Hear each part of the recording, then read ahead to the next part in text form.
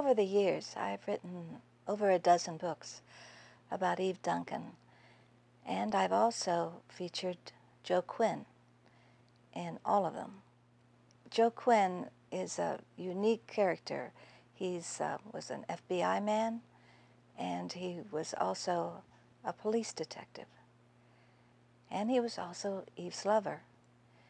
He was very important in her life, and he was very important in our Bonnie's life. So I decided when I was going to write this trilogy that was going to solve the mystery of Bonnie, that we all had to know Joe a little bit better. So I decided to write a book featuring Joe and his relationship with Eve. I wanted to expand on it. I wanted to do it from his point of view. And so you see before you Quinn. Joe has gone through a lot with Eve. He was there just weeks after Bonnie was taken. So he got to know her when she was at her most tragic point in her life. And gradually, as the relationship deepened, it became stronger and stronger.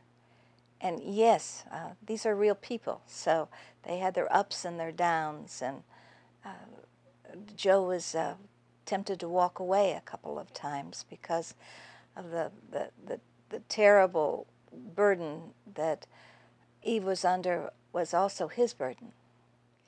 He's always been a source of strength to her, particularly now when she's getting very, very near to discovering the man who killed her daughter.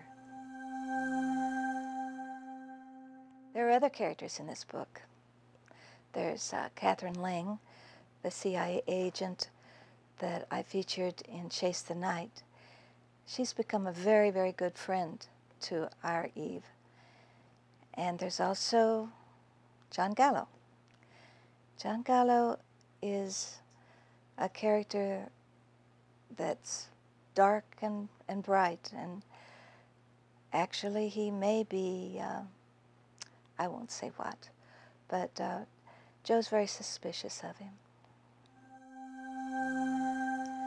I've made this book sound a little introspective, and it's really not. It's a gangbuster of a book. It moves very, very fast, as a lot of the critics have said, and it's the story of the search. But in order to tell the story of the search, I had to tell the story of the characters. Make no mistake, this is still an Eve Duncan thriller.